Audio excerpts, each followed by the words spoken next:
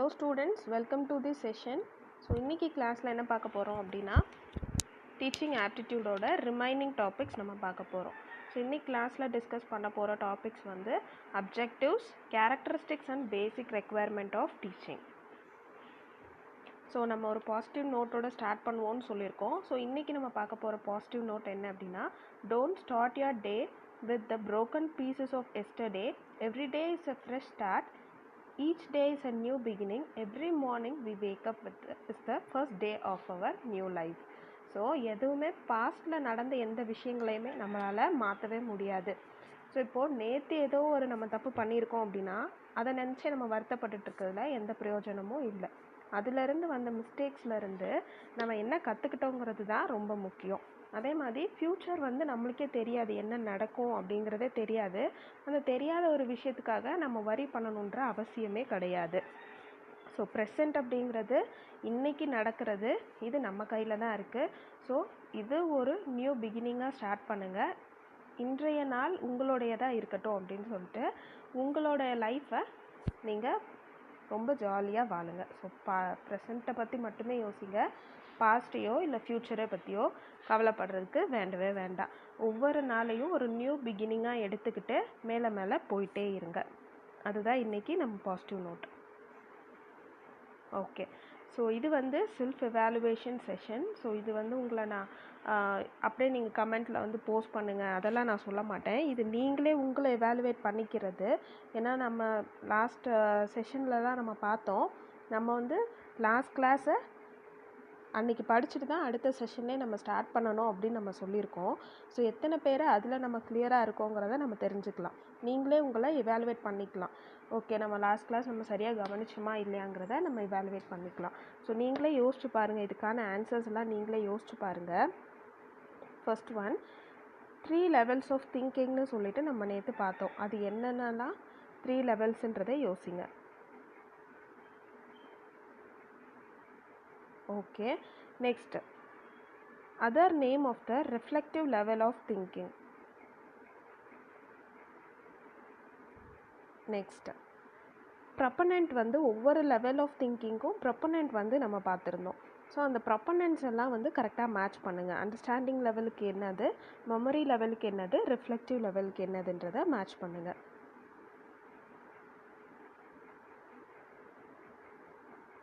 கிரேட்டுங்க.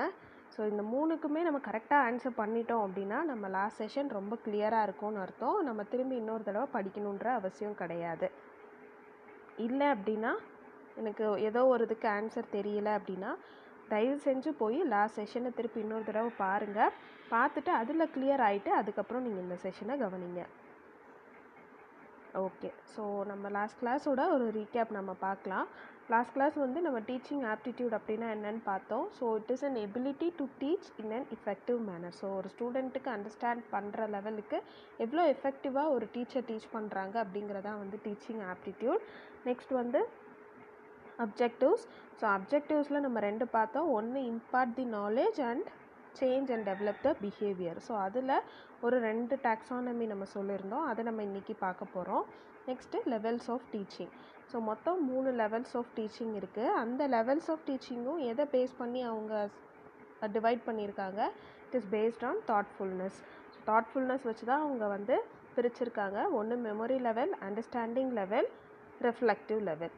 So memory லெவலோட proponent வந்து Herbart, understanding லெவலோட proponent வந்து மாரிசான், ரிஃப்ளெக்டிவ் லெவலோட ப்ரொப்பனண்ட் வந்து ஹண்ட். ஸோ இதுக்கு நம்ம எக்ஸாம்பிள் எப்படி பார்த்துருந்தோம், மெமரி லெவலில் வந்து 1 to 3 அப்படியே மக்கப் பண்ணுறது, அண்டர்ஸ்டாண்டிங் லெவலில் வந்து அப்ளை பண்ணுறது 1 + 2 = 3, 2 + 3 = 5 அப்படின்னு சொல்லிட்டு நம்ம அப்ளை பண்ணி தெரிஞ்சுக்கிறது. அடுத்தது ரிஃப்ளெக்டிவ் லெவல். ரிஃப்ளெக்டிவ் லெவல் அப்படிங்கிறது பிஸ்னஸ்லேயோ இல்லை ஏதோ ஒரு ரியல் டைம் லைஃப்லேயோ அவங்க அதை அப்ளை பண்ணிவிட்டு அதிலேருந்து வர அவுட்புட்ஸ் மூலமாக அவங்களே தன்னை படிச்சுப்பாங்க. அதுதான் வந்து ரிஃப்ளெக்டிவ் லெவல்னு பார்த்தோம். ஓகே, ஸோ இன்றைக்கி நம்ம பார்க்க போகிற டாபிக்ஸ் என்னது அப்படின்னா objectives and characteristics and basic requirement. So நம்ம பார்த்தது எல்லாத்தையும் நான் வந்து ஸ்ட்ரைக் அவுட் பண்ணியிருப்பேன். பார்க்க போகிறத வந்து அண்டர்லைன் பண்ணி நான் காமிச்சிருக்கேன்.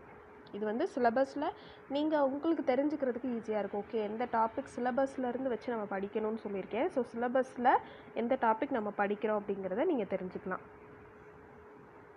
Okay, so objectives of teaching. Objectives of teaching நம்ம லாஸ்ட் கிளாஸில் பார்த்த மாதிரி ஒன்று வந்து டு இம்பார்ட் நாலேஜ், இன்னொன்று to change and develop the behaviour of an individual. So அதில் 2 கிளாஸிஃபிகேஷன் இருக்குது. ஒன்று வந்து ப்ளூம்ஸ் கிளாஸிஃபிகேஷன், இன்னொன்று வந்து Gagne and Briggs classification. So Bloom's classification பார்க்கலாம்.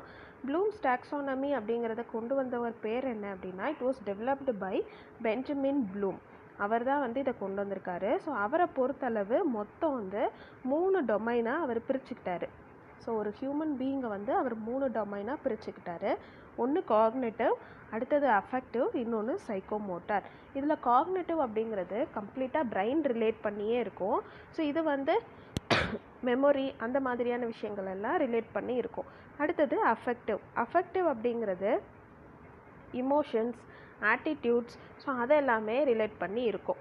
அடுத்தது சைக்கோமோட்டார். சைக்கோமோட்டார் அப்படின்னா வந்து மோஷன், கம்ப்ளீட்டாக வந்து ஆக்ஷன், மோஷன்ஸ் அந்த இதெல்லாமே ரிலேட் பண்ணி இருக்கும். ஸோ இந்த ஒவ்வொரு டொமைனையும் லேர்னிங்க்கு எப்படி ரிலேட் பண்ணியிருக்காங்கன்னு சொல்லி நம்ம பார்க்கலாம். ஸோ ஃபர்ஸ்ட் ஒன் வந்து cognitive domain. So cognitive domain அப்படின்றது நம்ம லாஸ்ட்டில் சொன்ன மாதிரி கம்ப்ளீட்டாக இது வந்து பிரெயின் ஆக்டிவிட்டீஸை ரிலேட் பண்ணி இருக்கும். ஸோ பிரெயின் ஆக்டிவிட்டீஸ் அப்படிங்கிறபோது திங்கிங், மெமரைசிங் எல்லாமே வந்து உள்ளடங்கிடும். ஸோ அந்த காக்னேட்டிவ் டொமைன் வந்து நம்மளோட லேர்னிங்க்கு எப்படி ரிலேட் பண்ணியிருக்காங்கன்னு நம்ம பார்ப்போம். ஸோ ஃபர்ஸ்ட் ஒன் வந்து, அதாவது இதில் இருக்கிற எல்லாமே வந்து வேர்ப்ஸ். இது நான் உங்களுக்கு லாஸ்ட்டில் எக்ஸ்பிளைன் பண்ணுறேன். ஸோ இது எல்லாமே வந்து வேர்ப்ஸ். ஸோ ஃபஸ்ட்டு ஸ்டெப் என்ன அப்படின்னா ரிமெம்பர். இதை வந்து நாலேஜ்னு சொல்லலாம். அந்த நாலேஜ் அப்படிங்கிறது noun term. So first step வந்து ரிமெம்பர். ஸோ இது வந்து என்ன பண்ணலாம் அப்படின்னா மெமரைஸ் பண்ணுறது, ரீகால் பண்ணுறது எல்லாமே வந்து ஃபஸ்ட் லெவல். ஸோ இதுதான் வந்து ஃபஸ்ட் லெவல். இதில் மெமரைஸ் அண்ட் ரீகால் பண்ணுவாங்க. நெக்ஸ்ட் வந்து அண்டர்ஸ்டாண்ட். அண்டர்ஸ்டாண்ட் அப்படிங்கிறதுல வந்து கிளாஸிஃபை பண்ணிவிட்டு இன்ஃபர்மேஷன்ஸை வந்து எக்ஸ்பிளைன் பண்ணுவாங்க. ஸோ இதுதான் வந்து அண்டர்ஸ்டாண்டிங் லெவலில். ஸோ ஒரு விஷயம் இருக்குது அப்படின்னா அதை ஃபஸ்ட்டு வந்து மெமரைஸ் பண்ணுறது ரிமெம்பர் லெவலில். அண்டர்ஸ்டாண்ட் அப்படின்னா அதை கிளாஸிஃபை பண்ணி படிக்கிறது understanding level. Next application level, அதாவது அப்ளை லெவல். ஸோ இதில் என்ன பண்ணுவாங்க அப்படின்னா தான் படித்த விஷயத்தை அப்ளை பண்ணி தெரிஞ்சுக்குவாங்க. ஸோ அதுதான் வந்து அப்ளை லெவல். அடுத்தது அனலைசிஸ். அனலைசிஸ் அப்படிங்கிறதுல என்ன பண்ணுவாங்கன்னா முன்னாடி படித்ததையும் இப்போ அவங்க பார்த்துட்ருக்கிறதையும் கம்பேர் பண்ணி அவங்க லேர்ன் பண்ண தெரிஞ்சுக்குவாங்க. ஸோ அதுதான் வந்து அனலைசிஸ். அடுத்தது வந்து இவாலுவேட். இவாலுவேட் அப்படிங்கிறதுல they define a structure themselves. So இந்த இவாலுவேட் அப்படிங்கிறதுல என்ன பண்ணுவாங்கன்னா அவங்க ஏற்கனவே தெரிஞ்சு வச்சுருப்பாங்க இல்லையா. ஸோ அதுக்கு இவங்களே ஒரு ஸ்ட்ரக்சர் ஃபார்ம் பண்ணுவாங்க. ஓகே, இந்த விஷயம்னா இதுதான் அப்படிங்கிறத ஸ்ட்ரக்சர் மாதிரி ஒன்று ஃபார்ம் பண்ணிக்குவாங்க. ஸோ அதுதான் வந்து இவாலுவேட். அடுத்தது கிரியேட். கிரியேட் அப்படின்னா ஃபைனல் ஸ்டெப். இது வந்து ஒரு ஜட்ஜ்மெண்ட் ப்ராசஸ். ஸோ இதில் என்ன பண்ணுவாங்க அப்படின்னா அவங்க ஏற்கனவே எடுத்து வச்ச டெசிஷன் இருக்கு இல்லையா, அது வந்து சரியா தப்பா அப்படின்றத தன்னோட டியூட்டர்ஸ் கிட்ட போய் கேட்டு ஃபைனலைஸ் பண்ணிக்குவாங்க. ஸோ இதுதான் வந்து 6 levels of cognitive domain. So இதுக்கு நான் எக்ஸாம்பிள் சொல்கிறேன். அப்போது நான் சொன்ன விஷயங்கள் வந்து உங்களுக்கு ரிலேட் ஆகும். ஸோ ஃபர்ஸ்ட் ஒன் வந்து ரிமெம்பர் அப்படிங்கிறதுக்கு ஒரு ஸ்டூடெண்ட்டை நம்ம எக்ஸாம்பிள் எடுத்துக்கலாம். அந்த ஸ்டூடெண்ட் வந்து என்ன பண்ணுவாங்க அப்படின்னா ஏ ஃபார் ஆப்பிள் அப்படின்னா அதை அப்படியே மெமரைஸ் பண்ணி உட்காந்துப்பாங்க. ஓகே, ஏ ஃபார் ஆப்பிள் அப்படின்னு தெரிஞ்சுக்குவாங்க. அடுத்தது அண்டர்ஸ்டாண்டிங் லெவல். அண்டர்ஸ்டாண்டிங் லெவலில் என்ன பண்ணுவாங்கன்னா ஆப்பிள் வந்து ஒரு ஃப்ரூட், அது வந்து ரெட் கலரில் இருக்கும் அப்படிங்கிறத மட்டும் அவங்க தெரிஞ்சுப்பாங்க. ஸோ இன்ஃபர்மேஷனை எக்ஸ்பிளைன் பண்ணுவாங்க அண்ட் கிளாஸிஃபை பண்ண தெரிஞ்சுக்குவாங்க அந்த அண்டர்ஸ்டாண்டிங் லெவலில். அடுத்தது அப்ளிகேஷன். அப்ளிகேஷன் அப்படிங்கிறதுல என்ன பண்ணுவாங்கன்னா அதே ஸ்டூடெண்ட் இப்போ மார்க்கெட்டுக்கு போகிறாங்கன்னு வச்சுக்கோங்க. மார்க்கெட்டில் அவங்களோட அம்மா வந்து ஆப்பிள் எடுத்துகிட்டு வா அப்படின்னு சொல்கிறாங்கன்னா அவங்க என்ன பண்ணுவாங்க, அவங்க படிச்சிருக்காங்க ஆப்பிள் அப்படின்னா ஃப்ரூட்டு ரெட் கலரில் இருக்கும். ஸோ அப்போ அவங்க போவாங்க நேராக வெஜிடேபிள் அண்ட் ஃப்ரூட் செக்ஷனுக்கு போவாங்க.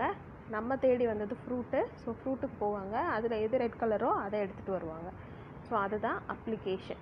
அடுத்தது அனலைசிஸ். அனலைசிஸ் அப்படின்னா அவங்க என்ன பண்ணுவாங்க, அந்த ஒரு ஃப்ரூட்டை மட்டுமே இத்தனை நாளாக அவங்க தெரிஞ்சிட்டு இருந்தாங்க ஆப்பிளுங்கிற ஒரு விஷயம். அங்கே போனதுக்கப்புறம் அவங்களுக்கு நிறைய ஃப்ரூட்ஸை பற்றி தெரியும். அதே மாதிரி அதை பற்றி ஆப்பிளை பற்றி இன்னும் நிறைய விஷயங்கள் தெரிஞ்சிருப்பாங்க, ஏன்னா அவங்க அதை நேரில் பார்த்துட்டாங்க. ஸோ ஆப்பிள் வந்து இந்த ஷேப்பில் தான் இருக்கும், இந்த சைஸில் தான் இருக்கும், அது எல்லாமே அவங்க தெரிஞ்சுக்குவாங்க. அதுதான் வந்து அனாலிசிஸ். அடுத்தது இவாலுவேட். ஸோ அனலைசிஸில் என்ன பண்ணுவாங்க, கம்பேர் பண்ணி லேர்ன் பண்ணுவாங்க.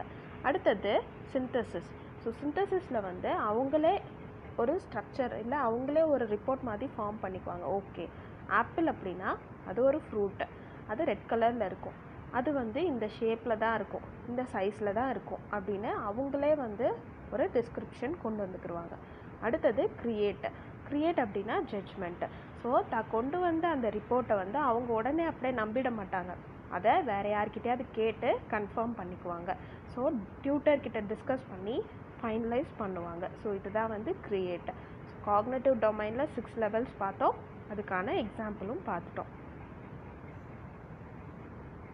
ஓகே, நெக்ஸ்ட் வந்து நான் சொன்னேன் இல்லையா, காக்னிட்டிவ் டொமைனில் 2 விதமாக பிரிச்சிருக்காங்கன்னு. ஒன்று வந்து நவுன் ஃபார்ம், இன்னொன்று வந்து வேர்ப் ஃபார்ம். ஸோ 2001 தான் என்ன பண்ணாங்க அப்படின்னா, ஏற்கனவே இருந்த நவுன் ஃபார்மை கம்ப்ளீட்டாக வேர்ப் ஃபார்மாக மாற்றினாங்க. ஸோ இதுக்கு முன்னாடி வரைக்கும் காக்னிட்டிவ் டொமைன் எப்படி இருந்தது அப்படின்னா, knowledge, comprehension, application, analysis, synthesis, evaluation அப்படின்னு தான் இருந்தது. ஸோ 2001 இருந்து தான் இப்போ நம்ம படித்ததை வந்து அங்கே கொண்டு வந்தாங்க. ஸோ நம்ம ரெண்டுமே தெரிஞ்சுக்கணும், நவுன் ஃபார்மும் தெரிஞ்சுக்கணும், வேர்ப் ஃபார்மும் தெரிஞ்சுக்கணும். அப்போ தான் வந்து நம்மளுக்கு எக்ஸாமில் அவங்க என்ன கேட்டாலும் நம்மளால் ஆன்சர் பண்ண முடியும்.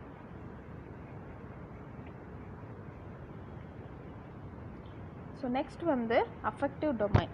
ஸோ அஃபெக்டிவ் டொமைனில் என்ன பண்ணுவாங்கன்னா, அஃபெக்டிவ் டொமைன்றது நம்ம முன்னாடி சொன்ன மாதிரி it is related to emotions and attitudes. So இதில் வந்து மொத்தம் 5 லெவல்ஸ் இருக்குது. ஒன்று ரிசீவிங், ரெஸ்பாண்டிங், வேல்யூவிங், ஆர்கனைசேஷன், இன்னொன்று கேரக்டரைசேஷன். ஸோ நம்ம ஒவ்வொரு லெவலும் என்னன்றதை பார்க்கலாம். ஃபர்ஸ்ட் ஒன் வந்து ரிசீவிங் அப்படின்னா, கேர்ஃபுல்லாக வந்து அவங்க ரிசீவ் பண்ணிப்பாங்க, அதாவது அடுத்தவங்க என்ன சொல்கிறாங்கன்றத பொறுமையாக அவங்க கவனிப்பாங்க. So they listen carefully. அடுத்தது ரெஸ்பாண்டிங் அப்படின்னா பார்ட்டிசிபேஷன், ஆக்டிவ் பார்ட்டிசிபேஷன் இருக்கும். ஸோ உள்ளே வந்து இன்வால்வ் பண்ணிக்குவாங்க தன்னை. அடுத்தது வேல்யூவிங் அப்படின்னா மாரல் வேல்யூஸை வந்து அவங்க தெரிஞ்சுப்பாங்க, அதே மாதிரி அந்த டாப்பிக்கோட டெப்த்தை வந்து அனலைஸ் பண்ண ஆரம்பிப்பாங்க. அடுத்தது ஆர்கனைசேஷன். ஸோ ஆர்கனைசேஷன் அப்படின்னா, ஆக்சுவலாக இதில் வந்து ஸ்பெல்லிங் மிஸ்டேக் இருக்குது, அது வந்து ஆர்கனைசேஷன் தான். அது ஆர்கனைசேஷன் அப்படின்னா இன்ஃபர்மேஷன்ஸை கேதர் பண்ணி எது கரெக்டு அப்படிங்கிறத அவங்க ஐடென்டிஃபை பண்ணுவாங்க. அடுத்தது கேரக்டரைசேஷன் அப்படின்னா அதை வந்து அவங்க அனலைஸ் பண்ணாங்க இல்லையா, அந்த டாப்பிக்கு அவங்க இவ்வளோ நேரம் பொறுமையாக கவனித்தாங்க, ரெஸ்பாண்ட் பண்ணாங்க, அதில் எது வந்து கரெக்டான விஷயன்றதை தெரிஞ்சுக்கிட்டாங்க. கடைசியாக என்ன பண்ணுவாங்க, அதை தான் வந்து ரூல் அப்படின்னு சொல்லி அவங்க செட் பண்ணுவாங்க. ஸோ இதுதான் வந்து அஃபெக்டிவ் டொமைனில் இருக்கவங்க படிக்கிற மெத்தட். ஸோ இதுதான் வந்து learning method of an affective domain persons. So இதுக்கு எக்ஸாம்பிள் வச்சு பார்க்கலாம். இது வந்து நான் என்ன எக்ஸாம்பிள் எடுத்திருக்கேன் அப்படின்னா, ஒரு ஒர்க்கிங் விமனுக்கும் ஹஸ்பண்டுக்கும் நடக்கிற ஃபைட்டு, சரிங்களா? ஸோ இப்போ 2 பேருக்கும் ஃபைட் நடக்குதுன்னா, இது கம்ப்ளீட்டாக நான் விமன் பற்றியே சொல்கிறேன். ஃபஸ்ட்டு வந்து அங்கே சண்டை நடக்குது அப்படின்னா, விமன் வந்து என்ன பண்ணுவாங்க, பொறுமையாக வந்து லிசன் பண்ணுவாங்க. ஸோ ரிசீவிங்கில் வந்து அவங்க பொறுமையாக லிசன் பண்ணுறாங்க.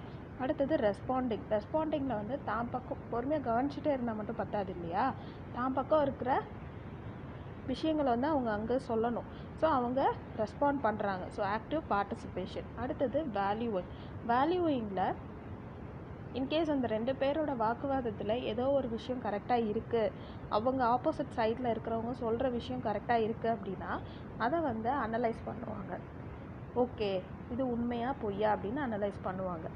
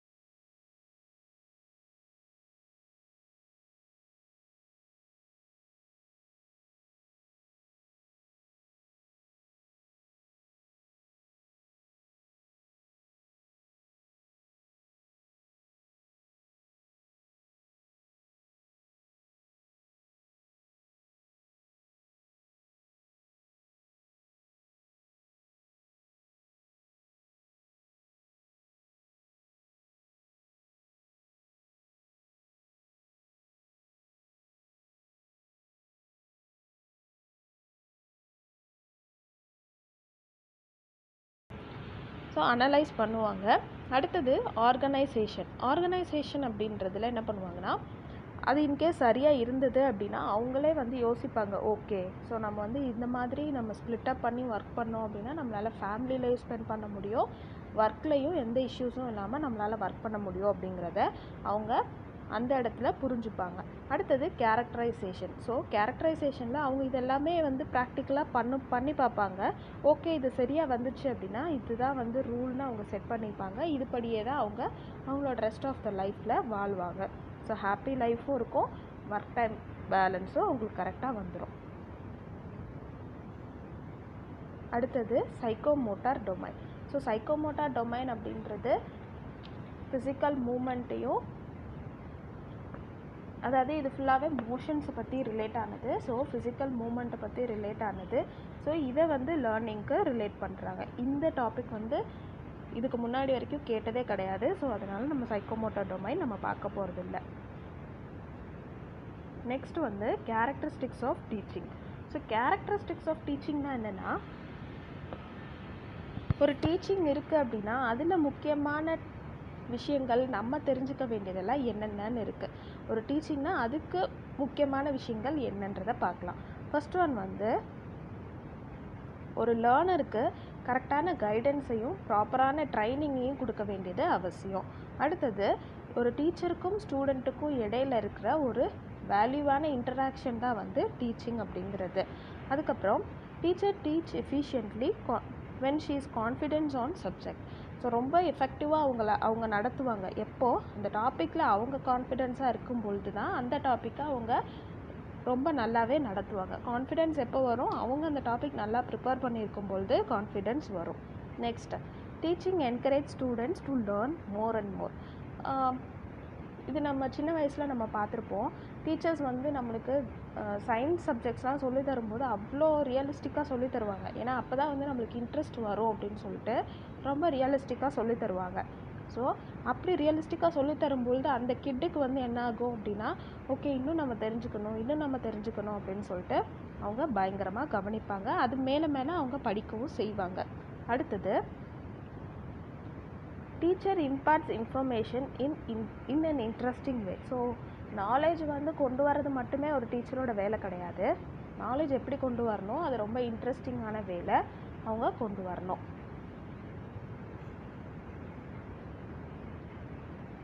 நெக்ஸ்ட் வந்து பேசிக் ரெக்குயர்மெண்ட்ஸ் ஆஃப் டீச்சிங். ஸோ டீச்சிங்க்கு என்னென்னலாம் ரொம்ப முக்கியமான விஷயம்னு பார்ப்போம்.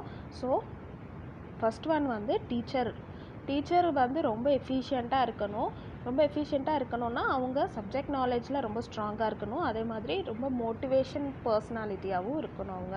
ஸோ கிட்டை வந்து அவங்க நல்லா மோட்டிவேட் பண்ணணும். அதே மாதிரி சப்ஜெக்ட் நாலேஜ்லேயும் அவங்க ரொம்ப ஸ்ட்ராங்காக இருக்கணும். அதுதான் வந்து ஒரு எஃபிஷியன்ட் டீச்சர். அடுத்தது learner or student. So learner or student அப்படின்னா என்ன, நாலேஜை வாங்கிக்கிறதுக்கு அந்த லேர்னர் ரொம்ப ரெடியாக இருக்கணும். ஸோ அதுவும் வந்து பேசிக் ரெக்குயர்மெண்ட் தான். அடுத்தது டாபிக் வந்து it may be of interesting or non interesting டாபிக்ஸாகவும் இருக்கலாம். பட் ஆனால் நான் இன்ட்ரெஸ்டிங்காக இருந்ததுனாலும் அதை வந்து ரொம்ப எஃபிஷியண்ட்டாக ஒரு டீச்சர் வந்து கொண்டு போக முடியும். அடுத்தது என்விரான்மெண்டல் ஃபேக்டர்ஸ்னால் வெறும் கிளாஸ் ரூமு அது மட்டும் கிடையாது. ஒரு லேர்னரோடைய பர்சனல் ஃபேக்டர்ஸும் வந்து என்விரான்மெண்டல் ஃபேக்டர்ஸில் வரும். ஸோ லேர்னர் வந்து அவங்களுக்கு படிக்கவே பிடிக்கல, இல்லை அவங்களோட மைண்டில் வேறு ஏதோ ஒன்று போயிட்டுருக்கு, வீட்டில் சண்டை, ஸோ அதை பற்றி அவங்க யோசிச்சுட்டு இருந்தாங்கனாலும் அவங்களால சரியாக கவனிக்க முடியாது. ஸோ அதுவுமே வந்து ஒரு என்விரான்மெண்டல் ஃபேக்டர் தான். ஸோ லேர்னரோடைய personal factors, classroom environment, school, அவங்க படிக்கணும்னு நினைக்கிற சப்ஜெக்ட், ஸோ இது எல்லாமே வந்து என்விரான்மெண்டல் ஃபேக்டர்ஸ்குள்ளே வரும். ஓகே, ஸோ இன்றைக்கி கிளாஸ் நம்ம பார்த்துட்டோம். ஸோ இன்றைக்கி செஷனில் என்ன பார்த்தோம் அப்படின்னா, ப்ளூம்ஸ் டாக்ஸானமியில் வந்து பெஞ்சமின் ப்ளூம் வந்து 3 டொமைனாக பிரிச்சுருந்தாங்க. ஒன்று cognitive domain, affective domain, psychomotor டொமைன்னு. ஸோ காக்னேட்டிவ், அஃபெக்டிவ், சைக்கோமோட்டார் 3க்கும் நம்ம அதோடைய லெவல்ஸ் நம்ம பார்த்தோம். சைக்கோமோட்டார் வந்து நம்ம வேண்டான்னு சொன்னோம். ஏன்னா அது வந்து இது நாள் வரைக்கும் எந்த எக்ஸாம்லையும் கேட்டது கிடையாது. ஸோ இதுக்கப்புறமும் கேட்க மாட்டாங்க கண்டிப்பாக, அதனால அது தேவையில்லை. ஸோ அதை நம்ம பார்த்தோம். அதுக்கப்புறம் அந்த காக்னேட்டிவ் டொமைன்லேயே நம்ம நவுன் ஃபார்ம் என்ன, வேர்ப் ஃபார்ம் என்னன்றதையும் நம்ம பார்த்தோம். ஸோ அதுவும் முக்கியம், அதை நீங்கள் தெரிஞ்சுக்கணும். அடுத்தது கேக்னே அண்ட் பிரிக்ஸ் கிளாசிஃபிகேஷன். இது நம்ம ஏன் பார்க்கல அப்படின்னா, இது எக்ஸாம் பாயிண்ட் ஆஃப் வியூவில் இது ரொம்ப முக்கியம் கிடையாது.